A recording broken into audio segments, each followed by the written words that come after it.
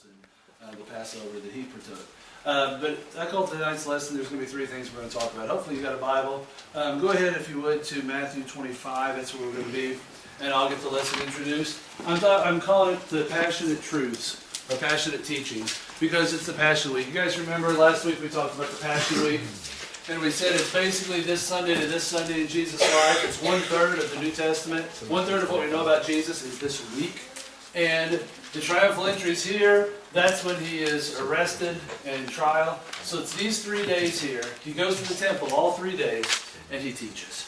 And he teaches, and he teaches. Sometimes we're told it's the disciples only. He might turn to them and say something to them. But usually it's the large crowd. I want to look at 3 of those today. 3 truths, 3 teachings of Jesus. And I counted them up, and I found about 15 things that he talked about between Matthew, Mark, Luke, and John. And I thought these were the 3 most important. And what I noticed as I was putting them together, as a for instance, I don't know if you guys have been through this. I have a couple of times, unfortunately, where somebody knows that they're going to pass away, say they've got a terrible disease or some situation where they know they're going to die, and they have time to call in the family. And they all get together with the person, and they know they've got a day or two. I don't want to see it raise their hands, but you guys know what I'm talking about. Or if you don't, can you imagine it? Usually when that happens, the person has some things to say to you. I know it happened with my grandpa, it happened with my wife's mom. They want to say a few things to everybody who's there. They'll thank you for this. They'll sometimes challenge you. Hey, don't forget, keep God the focus of your life. I want you to graduate from college. Don't give up. Sometimes they'll give you their best words of advice. Jesus knows he's going to die. The disciples don't know this yet. But Jesus knows. He knows on Friday he's going to die. So here he is on Wednesday and Thursday giving his final words. He knows it's his final words.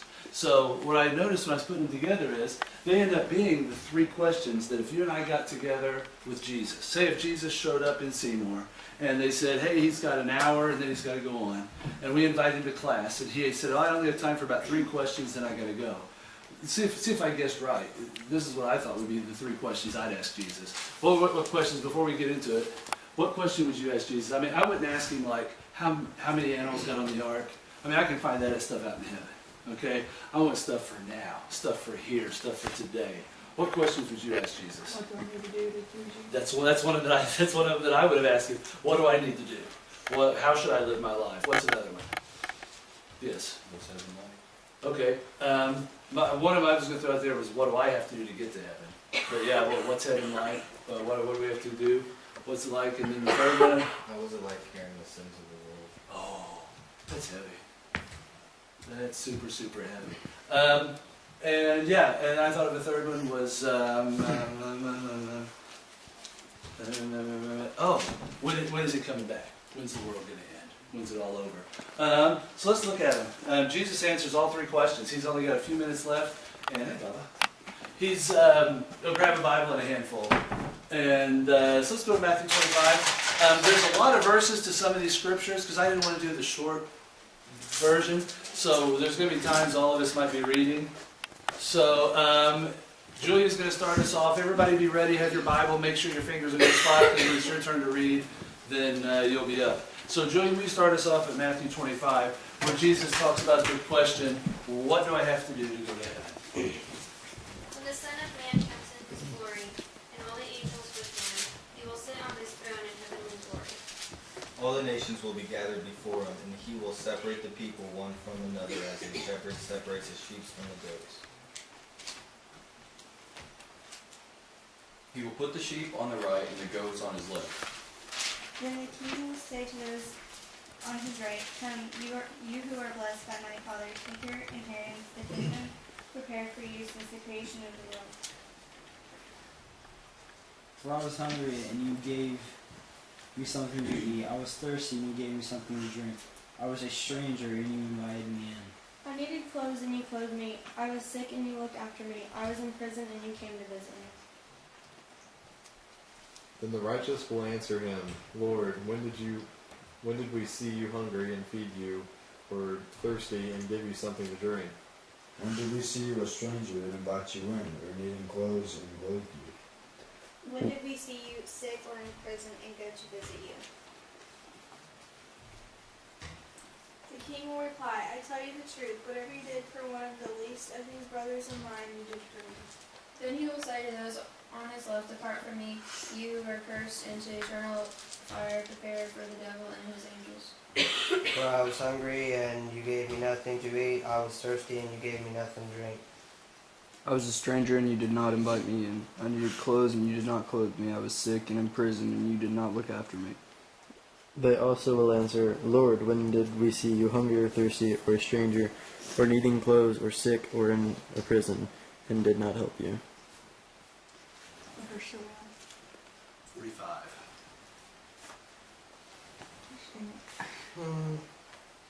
He will reply, I tell you the truth, whatever you did not do for me, one of the least of these, you did not do for me. Then they will go away to eternal punishment, but the righteous to eternal life. Alrighty. Let's just recap. Beautiful, beautiful picture. Word picture of what Jesus is explaining what's going to happen to get to heaven. He says when he's going to get to heaven, there's two theories on this, and both places I don't know which one to go with, or if it's a combination of the two. One, in some places in the Bible it says when we die, we fall asleep. And when Jesus comes back, he's going to wake the dead. And then so we may all hit heaven at the same time.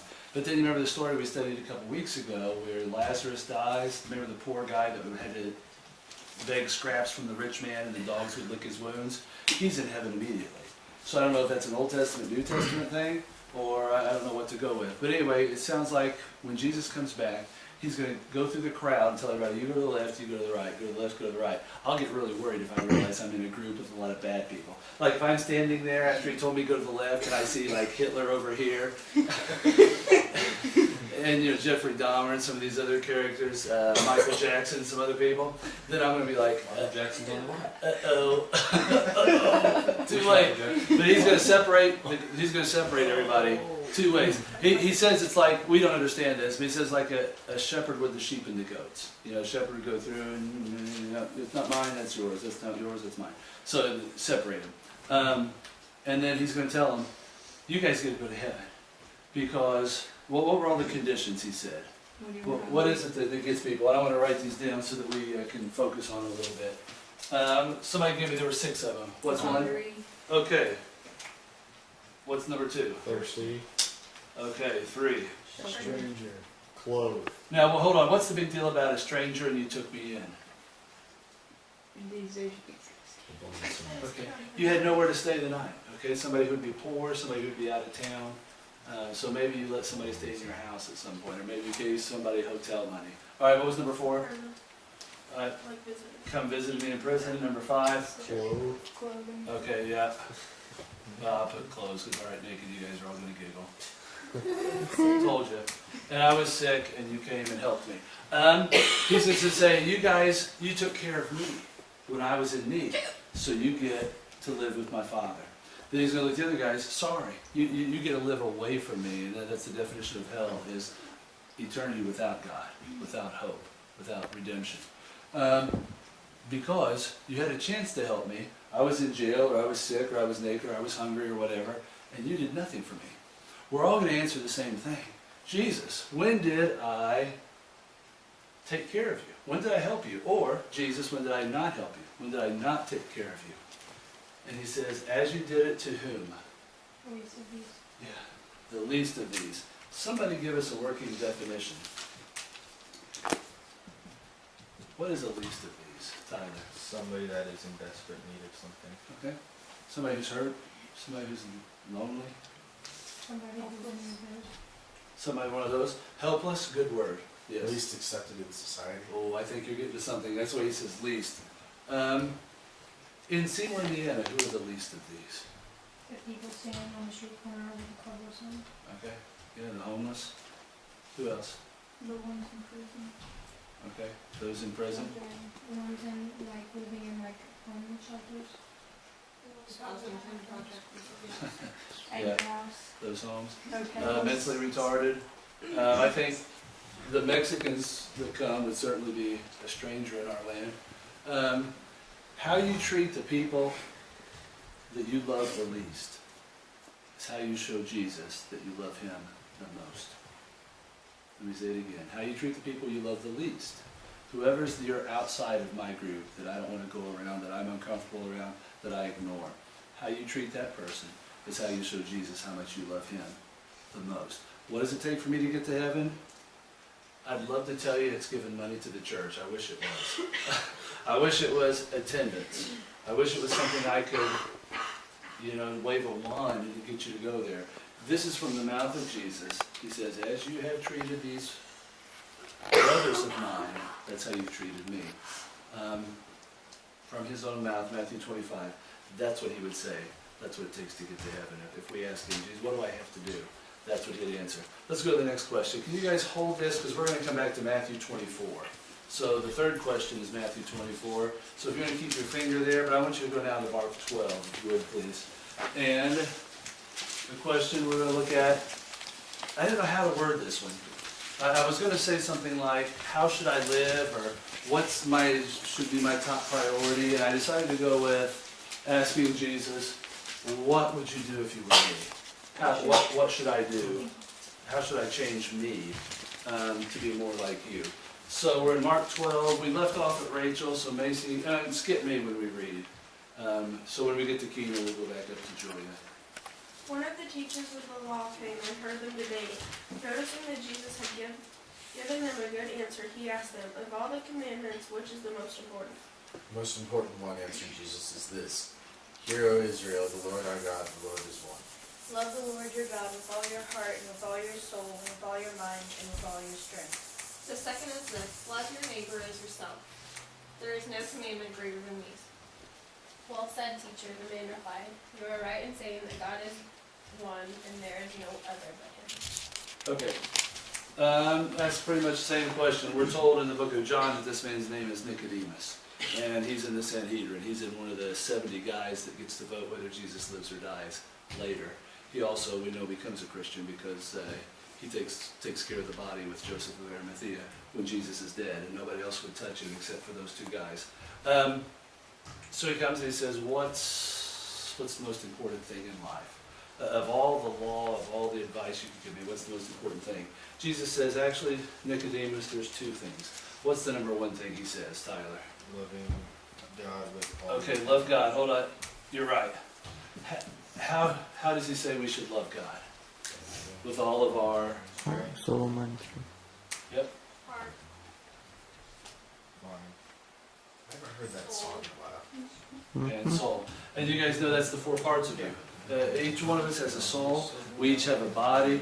We each have a mind. And we each have an emotional side. And what he's saying is, love God completely. Don't just love God with your body. Like, don't just do nice things for people. Don't just love Jesus with your heart, but also love him with your strength. Don't just mind him with your soul.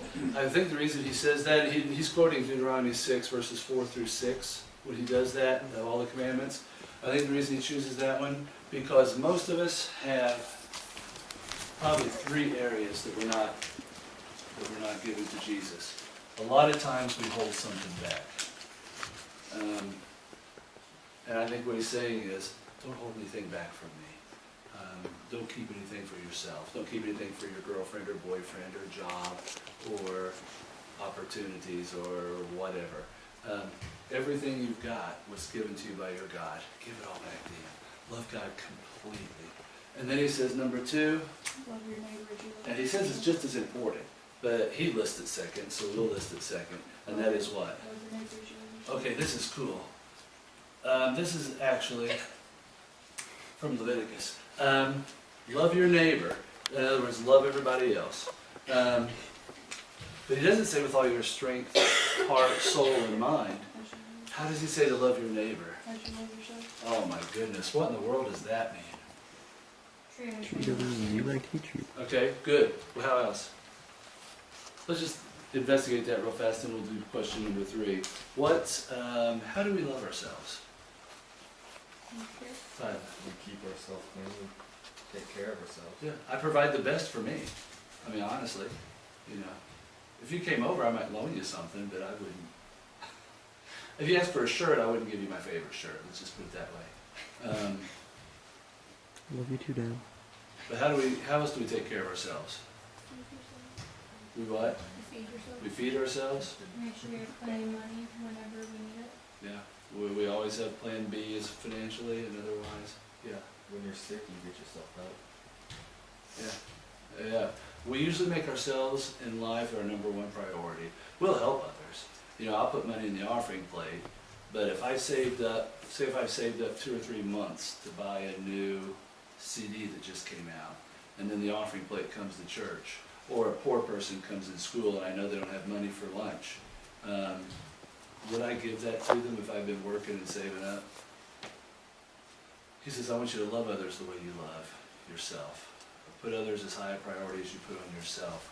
And so I think bottom line to Jesus, if you're taking notes, I think he says make God number one. And then somehow, normally you would see people say, well, God's first, family's second, myself is third, others is fourth. And what he's saying, it's a tie for, you know, how I treat the homeless person, how I treat the mentally retarded girl in school should be the exact same way that I treat myself. And God's treated a little bit better than either. And then, hey, let's go to question number 3. Anybody else want to say that's amazing? Questions or comments? I don't want to go too fast. Questions or comments? Yes, Tyler. I would say some people would follow all this, but do it half-heartedly because they're told to, not because they want to. Yeah, well, that's what I think he's saying right here. And we've all met those Christians, haven't we? People that are always doing the right thing, but you know they're not doing it because of a complete love of God, but because of maybe a fear of God, or maybe a perception that they want to be known in the community as a good person. So they'll do stuff. God says, I don't want just your actions. You know, I want your whole soul. You know, I want you to wake up in the morning and think of me first, not think of some game or some person or some situation. I want you to fall asleep at night thinking about me. I want you to have nothing higher anywhere in you, your heart, mind, soul, or strength. I want nothing to be a step ahead of me.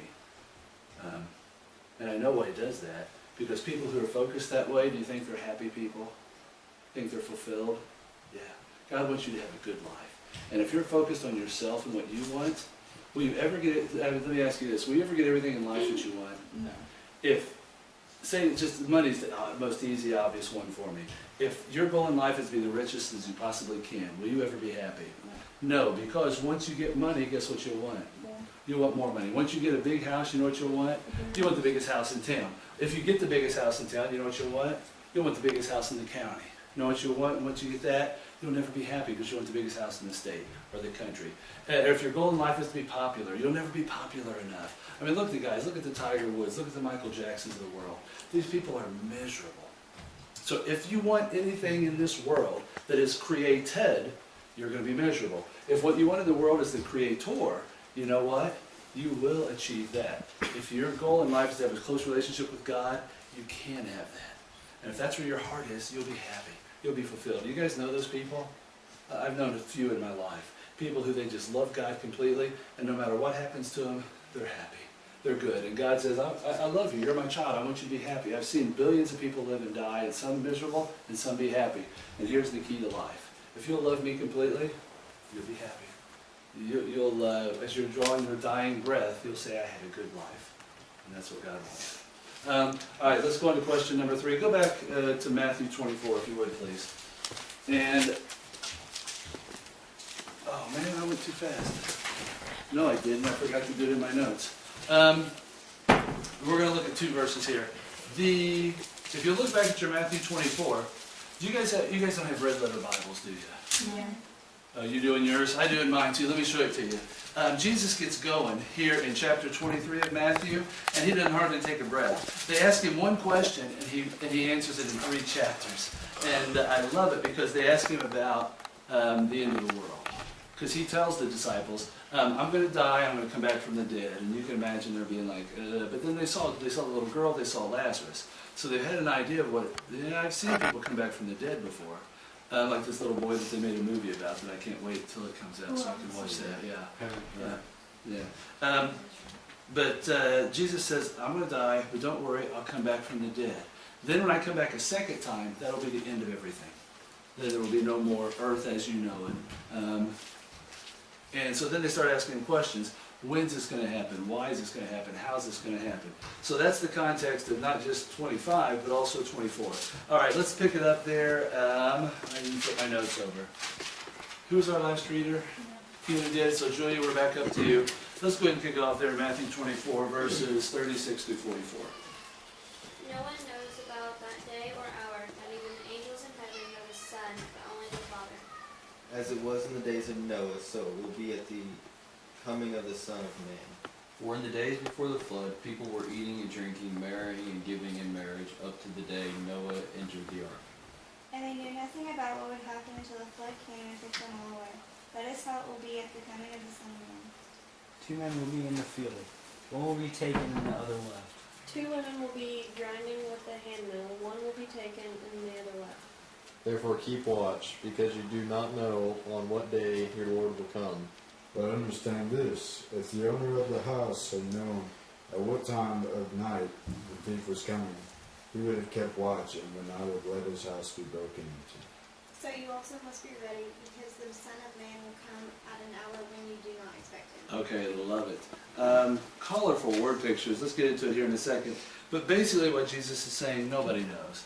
I don't even know. So if some preacher in your future comes along and says he knows the secret about when the world's going to end, don't listen to him. Because he's saying basically, I'm smarter than Jesus. Jesus is telling his disciples, I know everything. And the only thing I don't know, the Father knows. But he hasn't told me. So Jesus is like, I don't know when the world's going to end. But here's what it'll be like. And he says, nobody will expect it. It'll come at the least time you expect it. And I love these colorful word pictures. He says it's kind of like two men are out in the field working. And all of a sudden the guy turns around.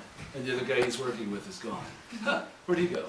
Actually, that'd be a bad feeling if you're the one that's left, isn't it? If you're the one that's working. You know what we ought to do sometime? Next time we have a prayer and everybody bows their head, close their eyes, let's 4 or 5 of us sneak out of the room. And then when the person says amen, all you guys will think that you got left behind. Anyway, this is, it'll be like 2 women are grinding at a mill, one's taken. And it goes to a colorful picture. If you knew a thief was coming, at what time, wouldn't you be in your house and wouldn't you have a weapon in your hand? Wouldn't you be ready to defend your house from the thief? Yeah, but nobody knows. It's like the thief that comes in the night. It says just like in the time of Noah. These people had never seen rain before, and Noah said, it's going to rain so much, it's going to flood the world. Oh yeah, I don't believe it. You'll speak to somebody and say, God's coming back, and they'll be like, no, he's not. There is no God. That's when the time will come. So he said, I don't know when it is, but I can see these things today. I can see a world that is every year, much less believing in a God, and much less expecting him to return. And I think the more that happens, the more likely he is to come back. I'd like you to flip before, because Jesus gives us a beautiful, beautiful example of what to expect when he's coming back. So I know we're going backwards, but it fit in order what I wanted to talk about today a little bit better. Our last reader was Alyssa, is that right? Okay. So Kia, could you start us off at 3 through 14? This is where you're going to hear the question that they ask that get him going on these chapters. As Jesus was sitting on the Mount of Olives, the disciples came to him privately. Tell us, they said, when will this happen? And what will be the sign of your coming in and the end of the age? Jesus answered, watch out that no one deceives you, for many will... For many... What? Oh, that's not good. Yeah, it was a short verse. I'm sorry. My mistake. For many will come in my name, claiming I am the Messiah, and will deceive many. You will hear of wars and rumors of wars, but see it that you are not alarmed. Such things must happen, but the end is still to come. Nations will rise against nations, and kingdom against kingdom. There will be famines and earthquakes in various places. All of these are the beginning of birth pains. Then you will be handed over to the persecuted and put to death. Then you will be hated by all nations because of me. At that time, many will turn away from the faith and will betray and hate each other. And many false prophets will appear and deceive many people. Because of the increase of wickedness, the love of most will grow cold. But he who stands firm to the end will be saved. And this gospel of the kingdom will be preached in the whole world as a testimony to all nations, and then the end will come. Alrighty. A little bit later, he's going to confess to the disciples, I don't know when. But here's some things I do know. I love that one verse. I didn't notice it when I was preparing. I just did now. He says it's kind of like a mother that has a lot of pain and giving birth. I mean, when you're in the middle of having your kids, were you real happy? Yeah. No. But after it was over, Okay. since then you've been very happy to have those 2 kids. And he's saying that that's what the earth is. The earth is like going through birthing pains when Jesus comes back. That it's going to be a lot of pain. There's going to be a lot of problems in this world. There's going to be a lot of earthquakes and wars and other problems. But then once that's over, it'll issue forth that new life and that new beauty. And the earth is going to go through that. I thought, wow, what a word picture. You would understand it better than anyone else in this class, I think. So one of the things he says, here's what's going to happen when the end time comes. Can you list? I found 8 of them. List them out to me, or look back if you don't remember. What's one? There will be wars. Rumors of wars. There will be rumors of wars. In other words, Ukraine and Russia. wars. Yeah, wars are about to happen. Wars that you know are going to happen. It's just a matter of time. And it's just a matter of time before we invade Iran, to be honest with you. A matter of time before Korea, North and South fight each other again. What were some of the other ones? Okay, there will be earthquakes. What did you say, Sarah? Nations. Okay. I just included that one with wars. What's another one? What is it? Famines. Oh, good one. Famines. Somebody say Hulk Hogan returns. That's not in there. Steve Irwin. No. What are the other ones? I found a bunch more. Say they're Christ. Say it louder. Some will say that they're the Christ. Okay. There will be false Christs. Just like a series of verses. The church will be persecuted. You will be executed. Oh, many leave the church. And where did I come up with the word wickedness? Wickedness. And betray and hate each other. Oh, okay. Many leave the church. Okay. He says, here's what, so you'll know when we're getting close. Here's what the birth pains will feel like. There'll be wars, there'll be rumors of wars, there'll be earthquakes, there'll be famines. There'll be many false prophets, people who say they are God. The church will be persecuted. Many people will leave the church because of the persecution, and there'll be a lot of wickedness in the world. Does anybody see those things today? Some. I could check off all 8 of them, to be honest with you. I mean, I don't know if you guys know what's going on around the world, but the church is, there's very few places in the world the church isn't persecuted.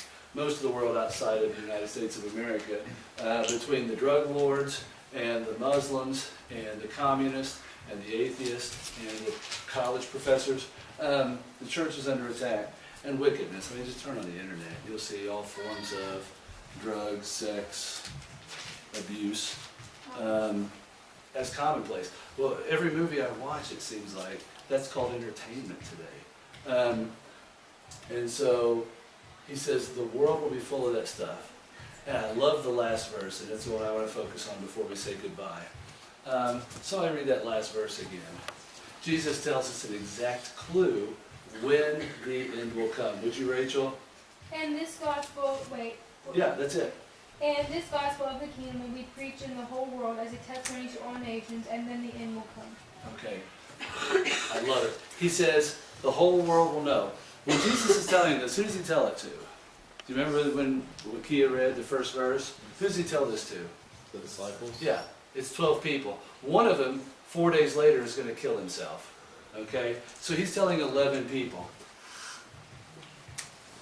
You guys are going to start something that will reach the whole world. Did you know today, right now, there are 7 billion people on this planet. You know how many say they're Christian? 2 million. Yeah, 2 billion. Not million with an N, billion with a B. 2 billion people say they are Christians of the 7 billion. Now, it doesn't say in the Bible everybody will accept Christ. It says everybody will have a chance to hear Christ. People who study missions for a living say there are 7,000 people groups. Okay, not countries, not languages, people groups. As for instance, in the United States, how many people groups would there be? Well, we know we've got Mexicans, we know we've got Koreans, we know we've got thugs, we know we've got rednecks up in Appalachia, we got, rednecks in Seymour, Indiana. Ice road truckers? No, I'm just saying groups of people who hang out together with each other in groups. The United States may have, 40 or 50 people groups? Okay. if not more. Well, in China, they would have their own groups too. And in India, there's groups. People who study missions for a living say there's about 7,000 of these groups in the world. Do you know how many have heard about Jesus? Now, that doesn't mean they've all accepted Jesus. 5,000, actually, last I heard it was 5,900 something. That we are 6,000 out of 7,000 people, groups, have heard about Jesus. There is either a Bible that they could pick up, or a radio show, or a TV show, something, some way that they could find out.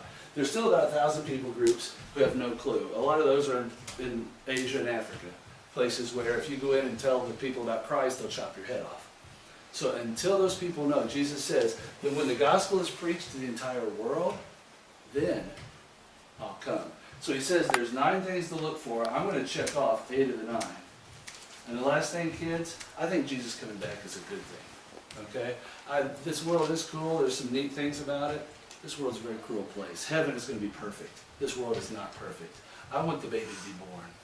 I want Jesus to come back and start something new, something better. The faster we go and tell more people about Jesus, the sooner he'll come. And with the internet, with technology, with the media, the way things are today, it's going to be more easy. With these 11 guys, if you had told them that the gospel would be preached on all 6 continents, they would have probably died. Because in their world, they were persecuted immediately. But somehow those 11 guys did the work that made it so now there's 2 billion of us today. And if we'll just complete the task, if we'll just continue to do the task, if we will just tell those that we know about God, we will speed his entry into the world. Hey, we're going to play. I want to fly.